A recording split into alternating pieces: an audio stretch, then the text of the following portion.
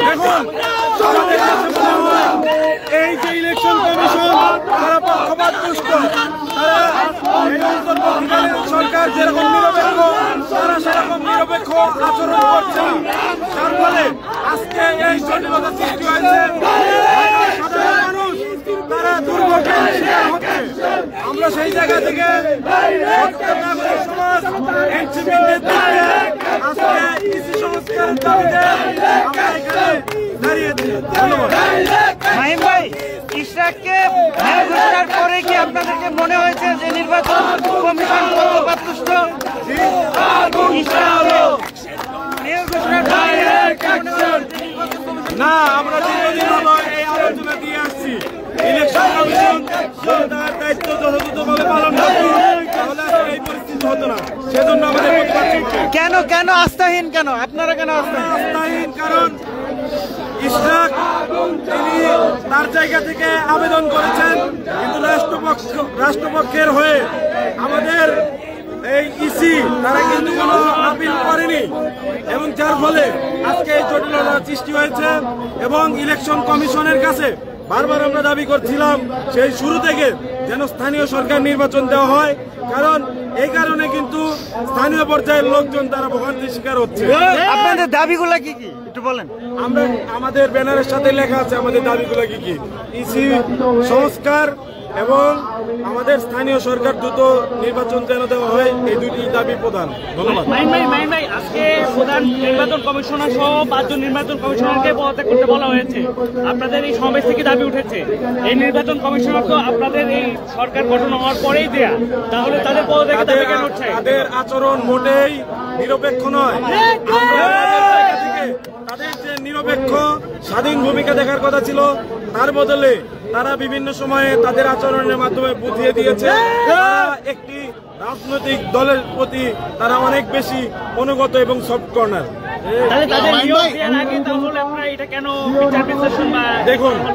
দেখুন এখানে এই সরকার গঠনে সকল রাজনৈতিক দল মত তারা তাদের কিন্তু অভিমত জানিয়েছে।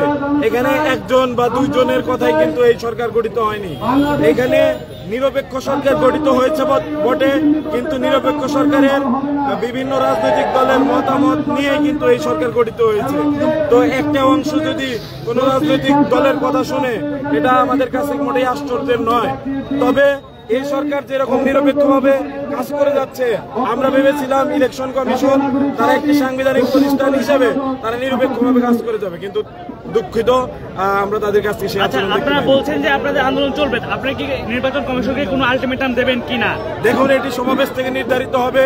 আমাদের এখানে যারা এসে যুক্ত হয়েছেন তাদের মতামত নিয়েই আমরা পরবর্তী কর্মসূচি। আজকে আর কে কে আসতে পারে এখানে? আজকে আপাতত আমি এসেছি, সেন্ট্রালের অনেক আমাদের নেতৃবৃন্দ এবং মহানগরের উদ্যোগে যেহেতু হচ্ছে, মহানগরের বিভিন্ন পর্যায়ের নেতৃবৃন্দ আসবেন, নাম ধরে বলা সম্ভব নয়।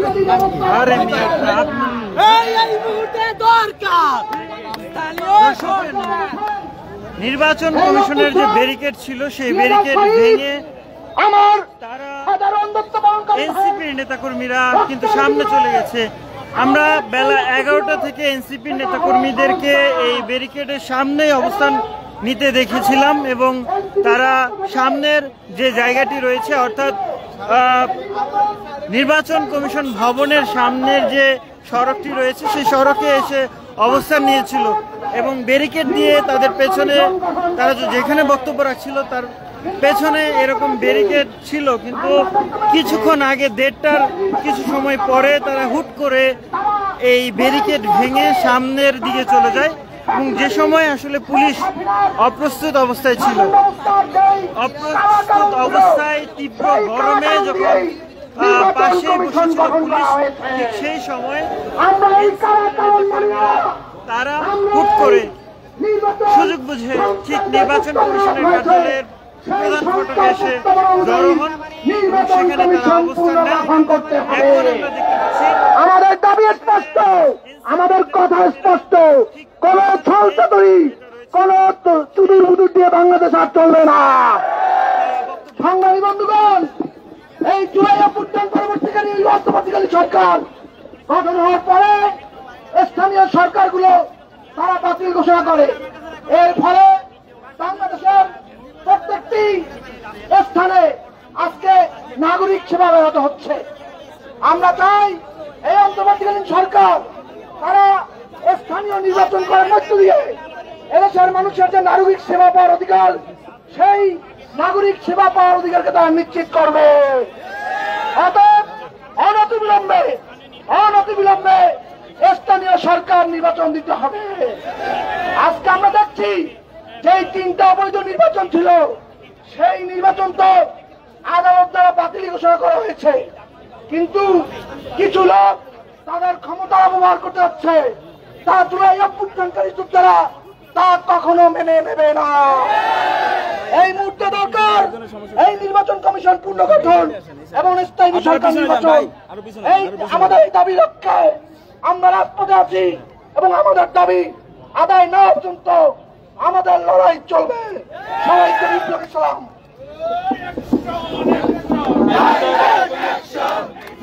এই পর্যায়ে বক্তব্য নিয়ে আসছে এনসিপি ঢাকা মহানগরী দক্ষিণের অন্যতম সংগঠক ফয়সাল মাহমুদ।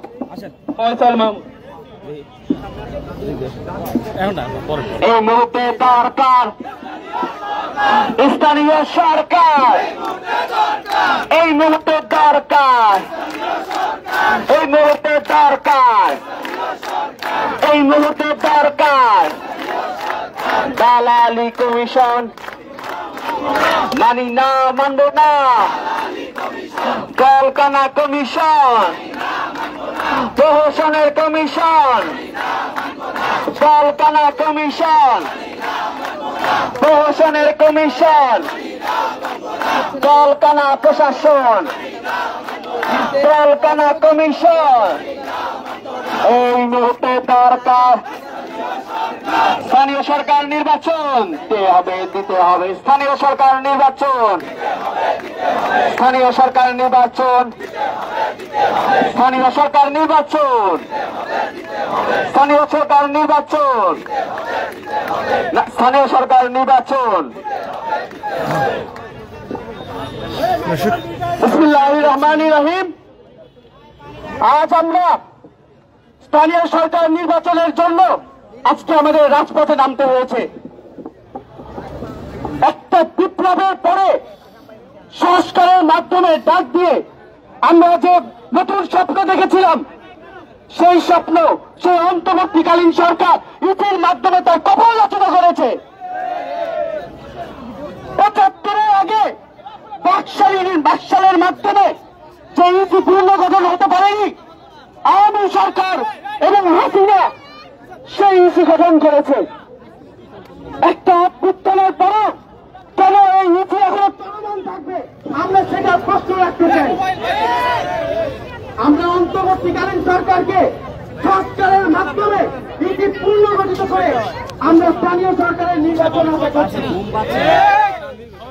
গ্রাম পর্যায়ে, ইউনিয়ন পর্যায়ে, উপজেলা পর্যায়ে নাগরিকের বর্তমান যে সুবিধা এবং নাগরিক সুবিধা রয়েছে সেগুলো ব্যাহত হচ্ছে। স্থানীয় লোকজন এবং নাগরিক আওয়ামী ফ্যাসিস্ট দ্বারা ভোটে নির্বাচিত তাদেরকে এখনো কেন সেই ইউনিয়ন পরিষদের চেয়ারম্যান এবং মেম্বার হিসেবে তাদের নাগরিক সুবিধাগুলোতে সিগনেচার করার অধিকার থাকবে? আমরা অন্তর্বর্তীকালীন সরকারকে জানাতে চাই, দ্রুত নীতি পুনর্গঠনের মাধ্যমে আপনারা সংস্কার করে স্থানীয় সরকার নির্বাচন আপনার সামনে নিয়ে আসবেন। আমরা কোন ফ্যাসিস্ট কাঠামোর মাধ্যমে সংসদীয় নির্বাচন চাই না। আপনাদের কাছে পরীক্ষা রাখা হবে, আপনারা স্থানীয় নির্বাচনে যদি নিজেদের গ্রহণযোগ্যতা দেখাতে পারেন, যদি আপনারা বুঝাতে পারেন যে হ্যাঁ আপনারা একজন অন্তর্বর্তীকালীন সরকার একটি সুষ্ঠু এবং অবাধ নির্বাচন আপনার সামনে নিয়ে আসবেন, তাহলেই আমরা আপনাদেরকে সংসদীয় নির্বাচন করার সুযোগ দিব। আমাদের এই আন্দোলন রাজপথে চলমান থাকবে। For more updates, follow us on Facebook, subscribe our YouTube channel, get the latest update on www.daily-sun.com.